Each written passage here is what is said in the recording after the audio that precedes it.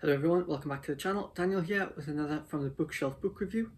So today we are looking at Silent Skies, Gliders at War 1939 to 1945 by Tim Lynch.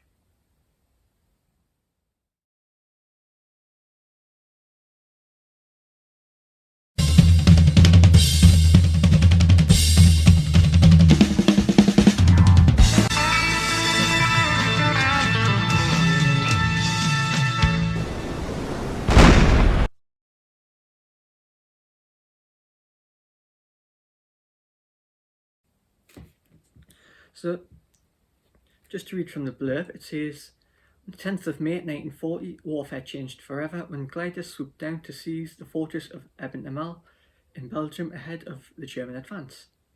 In the following 5 years of war, the glider evolved into a war-winning weapon capable of landing men, guns, and even tanks with pinpoint precision. Across the world, it became a vital element in military planning, yet no full history of glider operations has been written. Tim Lynch, in his graphic and highly readable study, gives vivid accounts of glider operations, some famous, some less well known, in every theatre of the war, in Northern Europe, the Mediterranean, the Far East, and the Pacific. He quotes extensively from their memoirs and eyewitness accounts of the glider pilots and the troops they carried, and he traces the evolution of glider tactics over the course of the war. He also gives detailed specifications of the gliders flown by all sides in the conflict, and compares their design and performance. The most famous glider actions of the war, Crete, Grand Sasso, Pegasus Bridge, Arnhem, are all recalled in graphic detail, but less well-known, equally dramatic operations are also described using the words of those who were there.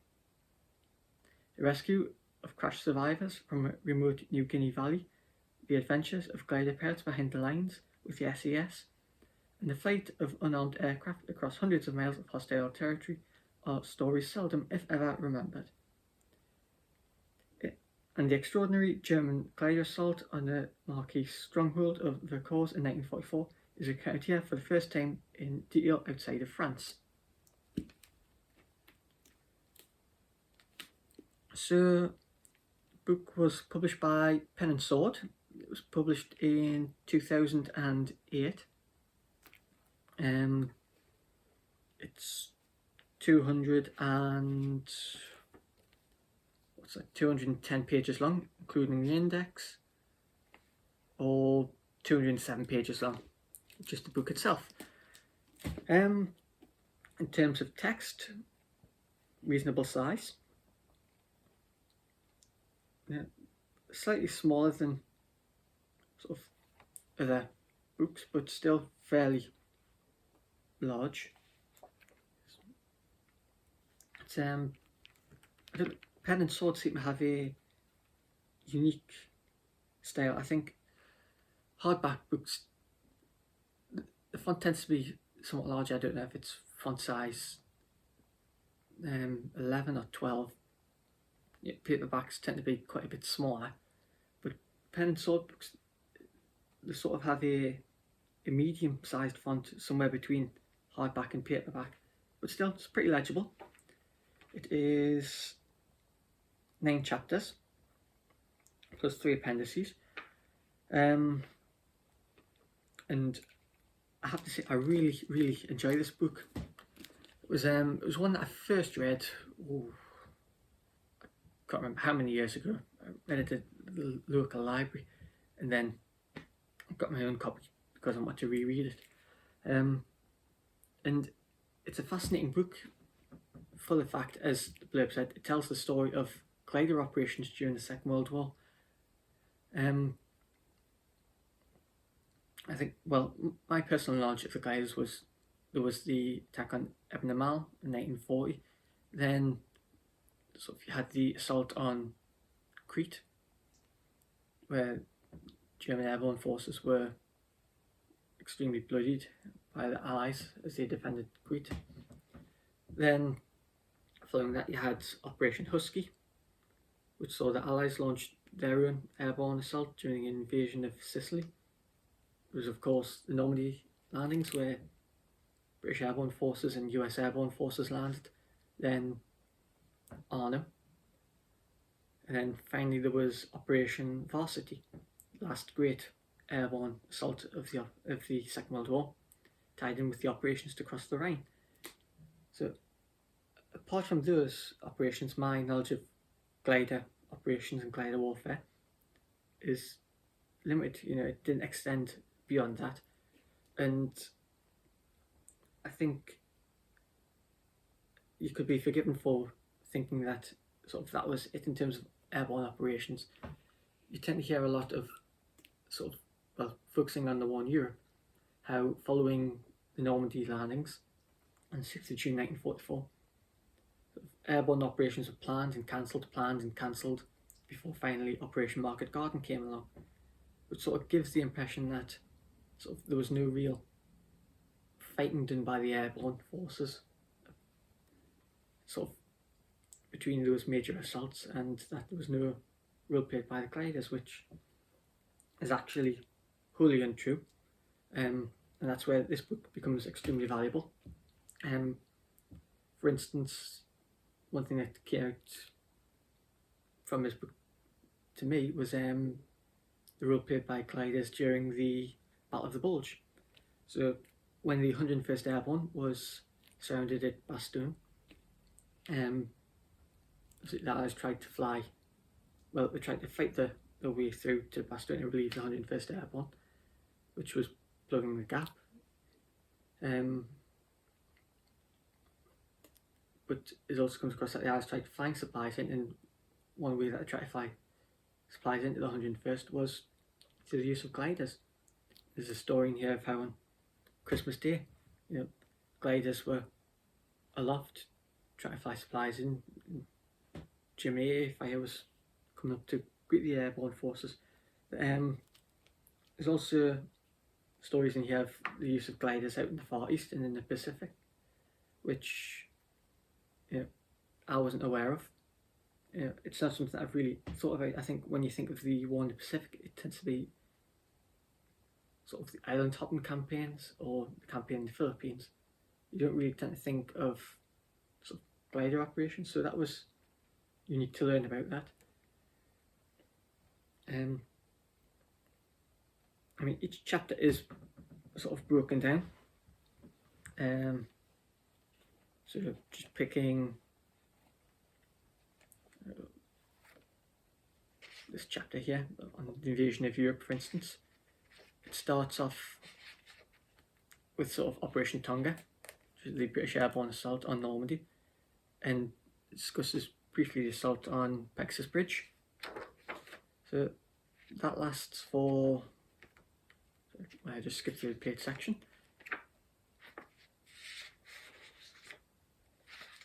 So that covers 12 pages, and within that they also cover the assault on Merville Battery. Then moves on to the US airborne assault of 6th of June, which is given 7 pages. Then covers the German assault on Vercors on 21st of July 1944, which is given 2 pages. Operation Dingson, which is French SAS operations of August 1944. 2 pages later, Market Garden.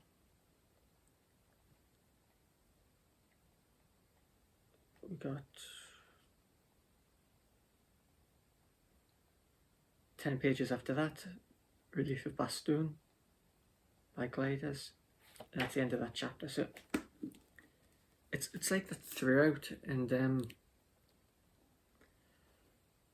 no one event is covered in great detail. It's sort of a general summary overview, which works. Obviously all these operations are worthy of further study in their own right. I think for this book it works. It doesn't try to be a complete history of glider warfare. It tries to provide that overview, which I do rather like. And just enough information is given to sort of lay the groundwork for further study if you're so inclined. It is a very valuable book in highlighting the role of gliders during the Second World War, and I think what I do like is the fact that it doesn't focus on sort of the big events.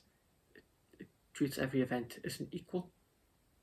So, use of gliders in the invasion of Burma, for instance, is given the same amount of coverage as the British and American airborne assaults on Normandy. Even like the details of some of the gliders in here. I mean, my knowledge of gliders was fairly limited in terms of you had the Esprit Horsa, the Waco glider, the German,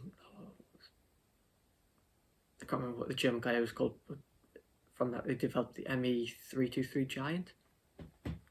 So to read about sort of gliders such as the Hamilcar, the Gurthat 242, DFS 30, the Soviet tank glider, the Antonov A40. It was interesting, and even just the different tests that were performed with gliders to see how big they could make them, how effective they could use them, different towing techniques. So in here is covered sort of the German use of bombers such as the Heinkel 111 to 202 gliders. So there's the somewhat traditional method of that you tend to see in movies and read about of C-47, Dakota towing gliders. It's included in here how 3 Messerschmitt 110s would be used to tow the ME321 Giant. Even in here is the Mistletoe, the sort of German aircraft gliders, which were effectively unguided bombs, which were obviously bombers such as the Junkers Ju-88, top of which was strapped a fighter such as the Messerschmitt Bf-109 or Focke-Wulf FW-190, which would act as sort of the control for the bomber. The fighter would power the aircraft, get it airborne, and then a suitable point near the target, the fighter would detach and the bomber containing high explosive would glide onto its target, and the fighter would return to its base and land and live to fight another day. At least that was the theory. So it's interesting just to throw out the details like that. Because that is an overlooked area of history. I think sort of after the main assaults, the focus is back onto the ground fighting, and now and again, such as in the siege of Bastogne, you hear about the airborne forces, but you don't really sort of cover the fighting that they partook in sort of throughout the other campaigns. So for instance, general histories of the Second World War, just focusing on the one Europe again, is you had Operation Market Garden, the 101st and 82nd Airborne land at Nijmegen and Grave, do what they can to secure the bridges, and then 3 months later 101st just shows up in Bastogne to plug a gap. So it's overlooked what they did in that intervening period. So it was valuable in this regard to learn a little bit more about the operations or the planning that went into operations that they would have participated in or that they did participate in. As I say, it highlighted for me what were unknown operations in the Far East, in the Pacific, even operations in the Mediterranean outside of the big invasions. It was useful to learn about. So personally, I highly enjoyed this book. I thoroughly recommend it. It's a useful history, whether you're interested in air warfare, airborne warfare, ground warfare, and it ties in all of that together. So I'd highly recommend it. If you've had the opportunity to read this book, let me know what your thoughts are in the comments below. If you've enjoyed this video, it'd be great if you could hit a like. Also, don't forget to subscribe to the channel so that you don't miss any future updates and we will catch you next time. Thank you.